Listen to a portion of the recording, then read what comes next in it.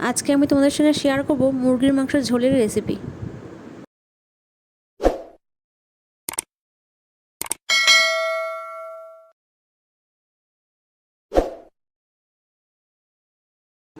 তো কড়াইতে এদিকে আমি তেল গরম করে নিয়েছি, আর এদিকে আমি মাংসগুলো ভেজে নেব।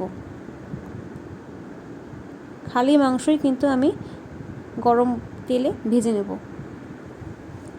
আজকে আমি তোমাদের সঙ্গে নতুন একটা রান্না শেয়ার করছি।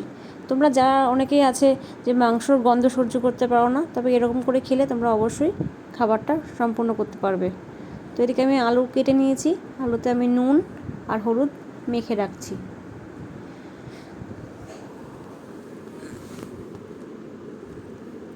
তো দেখো এদিকে কিন্তু আমার মাংসগুলো ভাজা হয়ে গেছে। তো ভাজাগুলো আমি একটা বাটিতে তুলে নিচ্ছি, আর এই তেলের কড়াইতে আমি দিয়ে দিলাম নুন হলুদ মাখানো আলু। এগুলো আমি লাল লাল করে ভেজে নেব। তো চলো আমি এদিকে দেখিয়ে নিই। তো এই ভাজা মাংসের মধ্যে দিয়ে দেব টক দই, দিয়ে দেব লঙ্কার গুঁড়ো, দিয়ে দেব নুন, দিয়ে দেব গরম মশলার গুঁড়ো।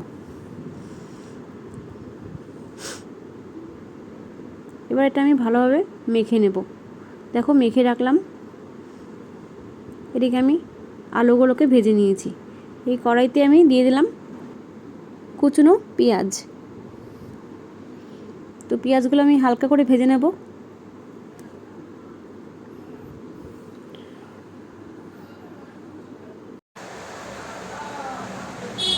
আমি এবার টমেটোগুলো দিয়ে দিলাম।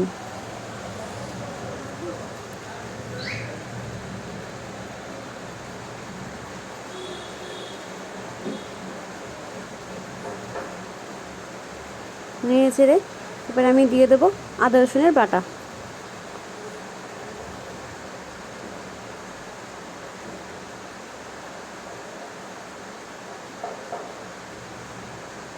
দিয়ে দেবো লবণ পরিমাণ মতন, দিয়ে দেবো হলুদ গুঁড়ো, দিয়ে দেবো লঙ্কার গুঁড়ো, দিয়ে দেবো ধনের গুঁড়ো। এবার আমি এটাকে ভালো মতন কষিয়ে নেব। তো মশলা ধোয়ার বাটিতে যে জলটা ছিল সেটা আমি দিয়ে দিলাম। ভালোভাবে মশলাটা কিন্তু কষাতে হবে, নাতে কিন্তু কাঁচা মশলা গন্ধ বেরোবে।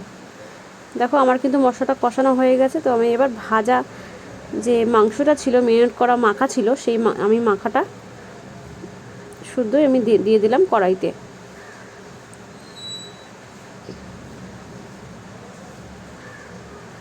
দিয়ে দিলাম আলু।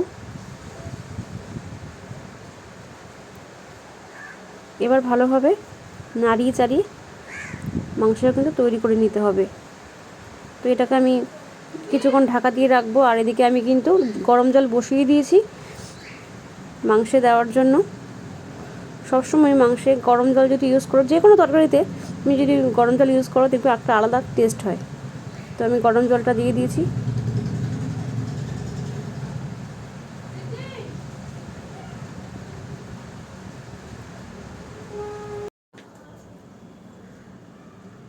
দেখো মাংসটা আমার হয়ে গেছে।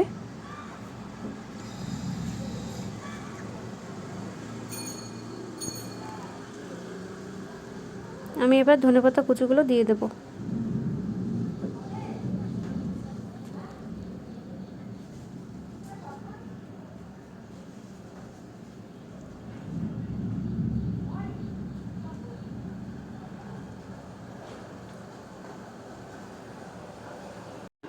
বন্ধুরা, আমার ভিডিওটা যদি আপনাদের ভালো লেগে থাকে, লাইক কমেন্ট ও শেয়ার করতে ভুলবেন না।